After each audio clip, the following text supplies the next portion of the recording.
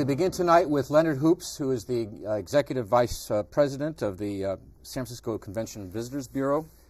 You're basically in charge of everything that makes it go, which is sales and services and marketing and tourism and so on. You know what's, you know the story of the $500,000 or $500 million the Moscone Center, directly or indirectly, provides for the coffers.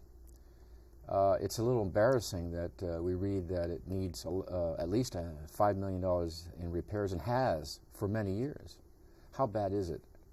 Well, it's not at a level, I think, where the customers right now would move out tomorrow, but they're seeing it's getting close to that level. We've got air walls in some of our older buildings. The Moscone South Building, Esplanade Ballroom area, has got air walls that are 17, 18 years old, that are probably twice the practical life of those air walls. Air walls being?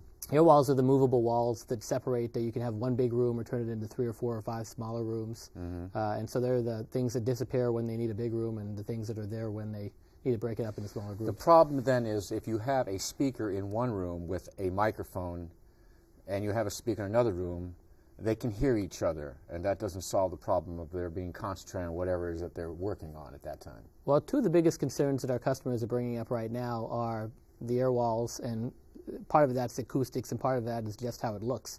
You know, there's some fraying of the fabric that's on them and that sort of thing. And then the other part is the HVAC system, which also creates noise. So between the noise of the air conditioning and the lack of acoustic qualities of the air walls, both of those are not good for sound. I get the impression that, first of all, this group that sent the letter, I gather either to you or both you and to the mayor, it was almost threatening. I mean, it's not threatening in the sense that yes, it was threatening, wasn't it? It was saying that it's not just the condition, but it's the image that it portrays for their products or their service.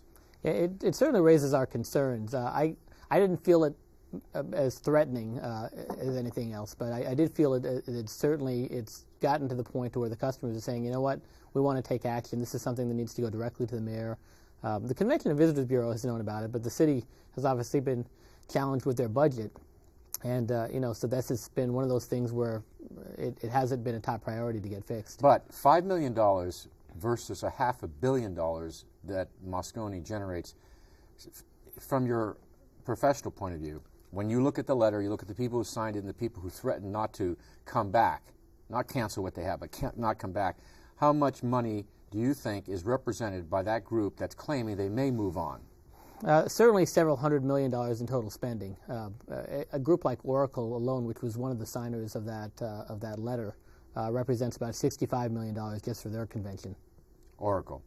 Apple said that while it was happy with Moscone West as an image, they're really concerned about image. You're going to have to explain that to me, by the way, and we'll get to that in a moment, but are they serious when they say that the image that Moscone presents to whom, I don't know to whom, they're servicing what, third-party vendors or something? What is it that they're concerned about, that the image of Moscone does not fit the Apple image? What does that mean? Well, whether it's Apple or a national association,